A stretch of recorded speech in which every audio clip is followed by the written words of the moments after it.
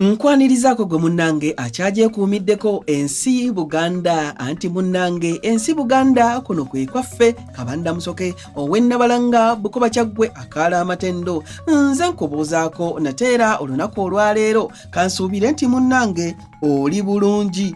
Munnange tukyali mu katabo kaffe omulembe gwa Muteesa ow'okubiri akatabo akawandiikibwa omukulu Ernest Kibuuka. Munnange enteekateeka zigenda mu maaso ogw'okudda kwa Kabaka akati nno munnange tutuuse ku mutwe ogugamba nti Gavana Cohen abotola ekyama kyama ki tuula kalira munnange okimanye okuva ku nze. Sikulwiseeyo okulwanga 22 Sebutemba 1955 Gavana lwe yaggulawo legiko eyasooka mu ntegeka y'obufuzi empya ng'ababaka ba Buganda mwe bali.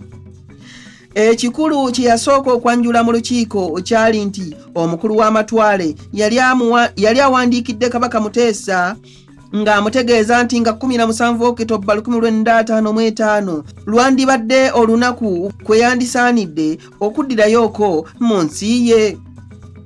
Amawulire ago gaali gasanyu nnyo eri abantu ba Buganda ne Uganda okutwalira awamu. Era Gavana yayongera okutegeeza olukiiko nti ne Kabaka ebbaluwa yali amaze okugiddamu nga naye olunaku alukkiriza. Ng'ennaku z'omwezi 27 Sebutemba 55 Katikkiro Kintu n'ategeeza Obuganda mu butongole. Nga naye agamba nti yali amaze okufuna essimu okuva ewa Ssaabasajja ng'amutegeeza nti ddala Kabaka yali wa kutuuka mu Buganda ng'ennaku z'omwezi 17 omwezi gwa Okitoba 1955. Okuva olwo abantu ne batandika okubala ennaku okutuuka ku lunaku mulindwa. Nange nninga alulaba bannange singa naliwo. Mu kiseera ekyo Kabaka yaweereza amannya g'abasajja be yali awadde obuweereza ku kakiiko ke akagaba obwami kayite Buganda Public Service Commission nga be bano Omulangira Badru Kakungulu nga ssentebe, Samusoni Bazongere, Elisa Nkoyoyo ne Petero Serumaga. Ate omwami George Malo yalondebwa okuba Aidedi Camp oba muyite omukuumi wa Ssaabasajja ow'oku Lusegere.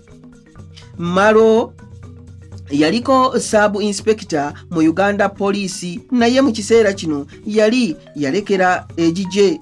Kabaka bwe yali asigazaayo nnaku bunaku okukomawo olukiiko ne lumutumira abantu bano: Matiya Wamala ow'ekitiibwa Jita ne Rafael Kasule bamukime era badda naye.